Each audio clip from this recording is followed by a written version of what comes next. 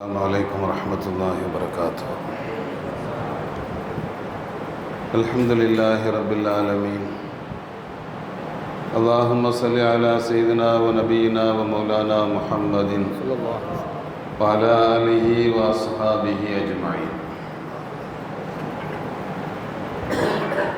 الله رب العالمين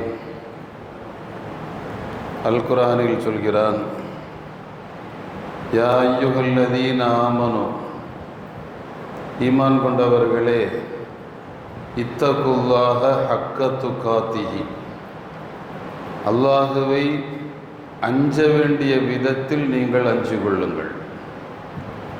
வலா தமூதுன்ன இல்லா வ அன்தும் முஸ்லிமூன், நீங்கள் முஸ்லிம்களாகவே மரணிக்க வேண்டும்.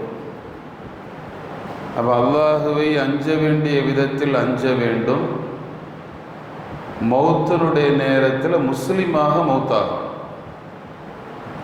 இப்போ முஸ்லிமாக இருக்கும் நிலையிலேயே தவிர நீங்கள் மரணிக்க வேண்டாம்.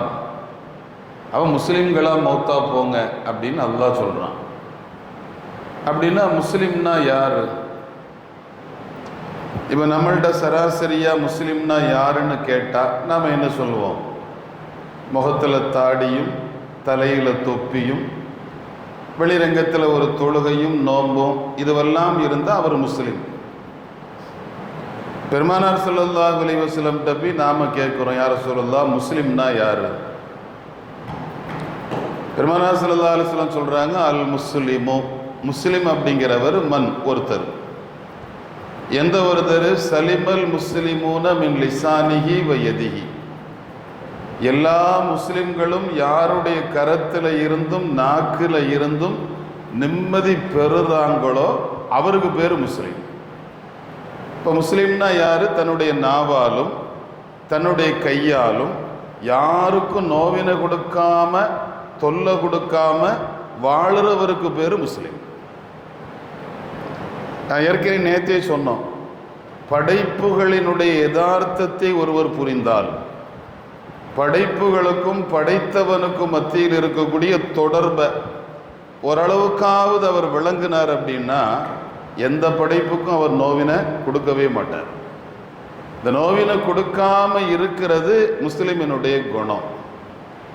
இப்போ எங்கள் நபி ஸல்லல்லாஹு அலைஹி வஸல்லம் ரெண்டு சொல்கிறாங்க, ஒன்று நாக்கு, இன்னொன்று கை.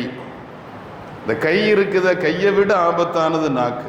அதனால தான் அதை முதல்ல சொன்னாங்க. ஏன்னா அமெரிக்காவில் இருக்கிறவனையும் இங்கே உட்காந்து பேச முடியும், அவன் ரொம்ப மோசமானவன். அவன் இறந்து போனவனையும் பேச முடியும். இது நாக்கால் மட்டும்தான் முடியும். கை அப்படிங்கிறது முன்னால் இருக்கிற ஒரு ஆளை அடிக்க உதவும், அவ்வளவுதான். அல்லது வாட்ஸ்அப்பில் ஏதாவது அவதூறுகளை எழுத உதவும். ஆனால் நாக்கு அப்படிங்கிறது ரொம்ப ஆபத்தானது. அது எல்லாத்தையும் சுற்றி வளைச்சி பேசும். அதனால தான் தீயினால் சுட்ட புண் உள்ளாரும் ஆறாதே, நாவினால் சுட்டவடும். அப்போ நாக்குங்கிறது ரொம்ப ஆபத்தானது. அதனால தான் நம்முடைய மேன்மக்கள் நாவு விஷயத்தில் ரொம்ப பேணுதலுடையவர்களாக இருந்தாங்க. அபூபக்கர் ரலியல்லாஹு அன்ஹு வாயில் ஒரு கல்லை தூக்கி போட்டிருப்பாங்களாம். யாராவது சலாம் சொன்னால் கல்லை எடுத்துட்டு வலைக்கும் சலாம் பாஹா சொல்லிட்டு கல்லை போட்டுருவாங்க. ஏன்னா யார்ட்டையாவது பேசும்போது ஏதாவது வார்த்தைகள் வந்துடக்கூடாது, அடுத்தவங்களை காயப்படுத்துகிற வார்த்தைகள் வந்துடக்கூடாது அப்படிங்கிறதுக்காக, அந்த நாக்கை கண்ட்ரோல் பண்ணுறதுக்காக வாயில் கல்லை தூக்கி போட்டிருப்பாங்க. உமர் ரலியல்லாஹு அன்ஹு காலித் இப்னுல் வலீத் ரலியல்லாஹு அன்ஹுவை பதவியில் இருந்து நிறுத்திட்டாங்க. காலித் ரலியல்லாஹு அன்ஹு உலகத்தில் தோல்வியை சந்திக்காத ஒரு தளபதி, ஒரு இராணுவ வீரர். எல்லா போர், அவங்க எந்த போருக்கு போனாலும் வெற்றி கிடைக்கும். ஒரு யுத்த களத்தில் தலைவரை அவர் அனுப்பியிருக்கிறாங்க. அவங்க தளபதியாக இருந்து சண்டை இடுறாங்க. அந்த நேரத்தில் உமர் ரலியல்லாஹு அன்ஹுடைய தபால் வருது, ஜனாதிபதியினுடைய தபால், உங்களை தளபதி போஸ்டில் இருந்து நீக்கிட்டேன் அப்படி. உடனேயே தன்னுடைய அந்த தலைமைத்துவ பொறுப்பில் இருந்து வெளியே வர்றாங்க. வெளியே வரும்போது இந்த ஊருக்கு 2 பேர் இருப்பாங்கல்ல, அதுபோல் ஒரு ஆள் வந்து கேட்டார், இவ்வளவு நாளும் தளபதியாக இருந்தீங்க, இனி இன்னொருத்தருக்கு கீழே நீங்க செயல்படணும். ஒரு சாதாரண வீரரா செயல்படணுமே, உங்களுடைய மனநிலை எப்படி இருக்கும்னு கேட்டாங்க. அதாவது காலிது சொன்னாங்க, நான் ஒரு காலகட்டத்திலையும் லாவுக்காத்தில் அஜலி உமருக்காக நான் சண்டைக்கு போனவன் இல்லை, உமருடைய ரப்புக்காக சண்டைக்கு போனவன், அல்லாவுக்காக யுத்தத்துக்கு போறவனை நான் தானே தவிர உமருங்கிற ஒரு ஜனாதிபதிக்காக போறவன் இல்லை. நான் வீரனாக இருந்தாலும் அல்லாஹ் தான், தளபதியாக இருந்தாலும் அல்லாஹ் தான். இன்னைக்கு பாருங்களேன், ஒரு நிர்வாக தேர்தல் முடிஞ்சு இன்னொரு நிர்வாகம் புதுசாக வருது. பழைய நிர்வாகம் என்ன செய்யணும்? புதிய நிர்வாகத்துக்கு வாழ்த்து சொல்லணும், துவா செய்யணும், நல்லா செயல்படுங்க, உங்கள் கூட நாங்கள் இருக்கிறோன்னு சொல்லணும். ஆனால் அப்படி பெரும்பாலும் சொல்கிறதில்லை. ஒன்றும் தெரியாதவனா வந்திருக்கான் சத்து, இவன் எப்படி செயல்படுறான்னு பார்ப்போமே. 3 மாசத்துல அவனுங்களே துண்டை காணான் துணியை காணான்னு ஓடிடுவான். ஒரு அவநம்பிக்கை, என்னால் மட்டும்தான் முடியும், ஏன்னா அந்த பதவி அப்படிங்கிறது எனக்கு மட்டுமே சொந்தமானது, நான் மௌத்தா போகிறது வரை பதவியோடு போகணும் அப்படிங்கிற அந்த வெறி. அடுத்தவங்க விஷயத்தில் வார்த்தைகளை, தேவையில்லாத வார்த்தைகளை விட்டுறது. ஆனால் காலித் ரலியல்லாஹு அன்ஹு ஒரே நோக்கம்தான், அல்லாஹ் தான். அது உமர் ஜனாதிபதியாக இருந்து என்னை தளபதி ஆக்கினாலும் அல்லாஹ் தான், நான் வீரனாக செயல்பட்டாலும் அல்லாஹ் தான். அப்போ இந்த ஒரு மனோநிலை ஒரு முஸ்லிமினுடைய குணம். அதனால தான் அந்த சஹாபிகளை குர்ஆன் சொல்லும்போது அல்லாஹ் அவங்கள பொருந்திக்கிட்டான், அவர்கள் அல்லாஹுவை பொருந்தி கொண்டார்கள். அப்போ 2 பக்கத்துலையும் ரிதாங்கிற பொருத்தம் கிடைக்கிறதுக்கு காரணம் என்ன?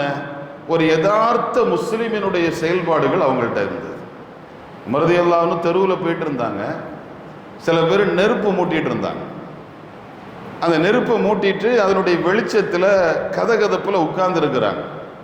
தூரத்தில் பார்த்த உமர் ரலியல்லாஹு அன்ஹு அவங்கள்ட்ட போய் யா அஹ்ல லவ், வெளிச்சத்தில் இருப்பவர்களேன்னு கூப்பிட்டாங்க.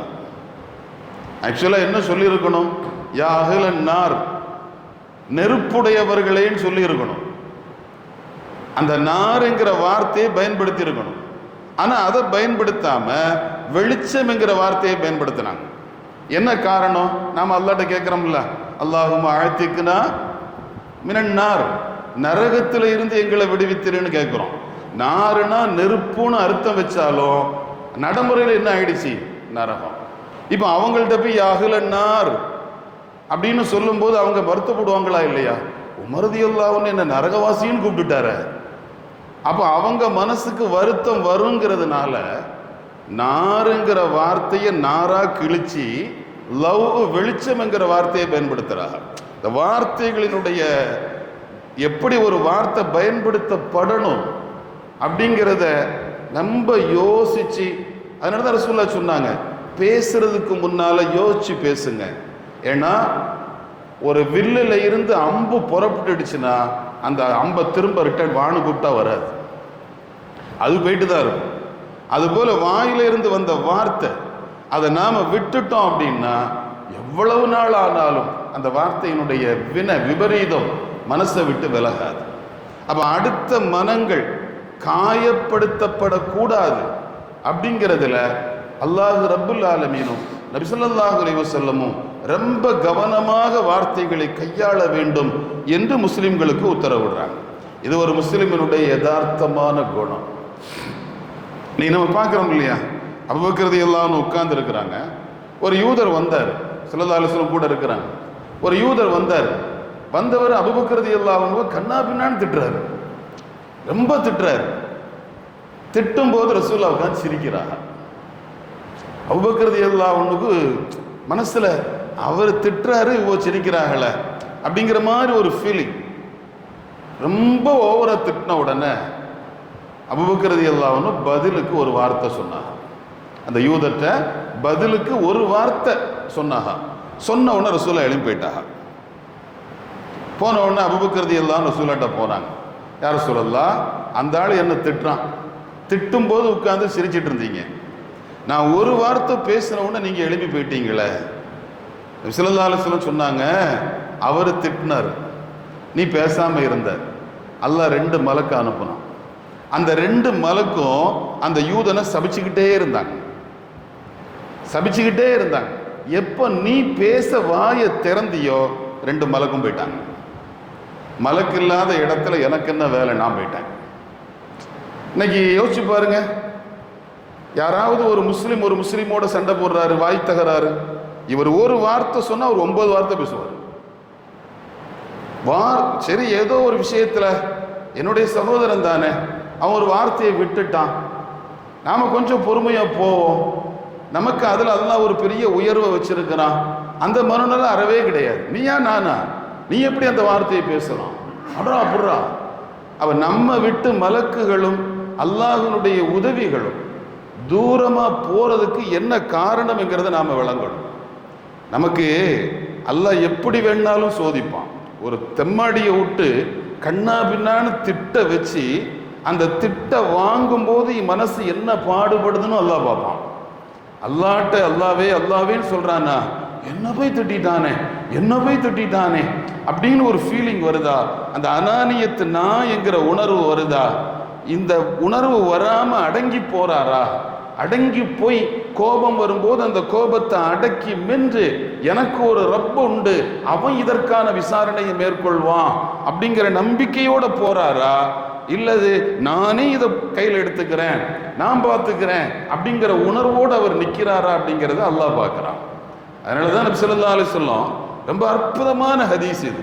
ஒரு முஸ்லிமுக்கான இலக்கணம் என்ன? அவருடைய நாவால் யாருக்கும் தொல்லை வரக்கூடாது, அவருடைய கரத்தால் யாருக்கும் தொல்லை வரக்கூடாது. இந்த குணம் சஹாபிகள்கிட்ட இருந்தது. அதனால ரசூலுல்லாஹ் சொன்னாங்க, இந்த சஹாபிகளை 1,24,000 பேரை யாரு நீங்க பார்த்தாலும், யாரோட நீங்க பின்பற்றினாலும் உங்களுக்கு ஹிதாயத்து கிடைக்கும்னாங்க. அப்படி ரசூலுல்லாஹ் உருவாக்கி காட்டினாங்க. அதனால முஸ்லிமாக மரணிக்க வேண்டும் என்று ஆசைப்படுகிற ஒருவர் தக்குவா உடையவராக இருக்கணும். தக்குவா உடைய ஒருவர் நாவாலும் கரத்தாலும் யாருக்கும் தொல்லை கொடுக்காதவராக இருக்க வேண்டும் என்று நபி ஸல்லல்லாஹு அலைஹி வஸல்லம் சொல்றாங்க. அந்த மகத்தான பாக்கியத்தை அல்லாஹ் நமக்கு நசீபாக்குவானாக. வாஹிரு தஅவானா அல்ஹம்துலில்லாஹி ரப்பில் ஆலமீன். சுப்ஹானல்லாஹி வ பிஹம்திஹி சுப்ஹானக அல்லாஹும்ம வ பிஹம்திக அஷ்ஹது அல்லா இலாஹ இல்லா அன்த அஸ்தக்ஃபிருக வ அத்தூபு இலைக். சுப்ஹான ரப்பிக ரப்பில் இஸ்ஸத்தி அம்மா யசிஃபூன் வ ஸலாமுன் அல் முர்ஸலீன் வல்ஹம்துலில்லாஹி ரப்பில் ஆலமீன். பிஹக்கி ஸல்லல்லாஹு அலா முஹம்மத் ஸல்லல்லாஹு அலைஹி வஸல்லம். ஸல்லல்லாஹு அலா முஹம்மத் ஸல்லல்லாஹு அலைஹி வஸல்லம். ஸல்லல்லாஹு அலா முஹம்மத் ஸல்லல்லாஹு அலைஹி வஸல்லம். اللهم صل على محمد وآل أهل البيت وسلم وصل على جميع الأنبياء والمرسلين والحمد لله رب العالمين.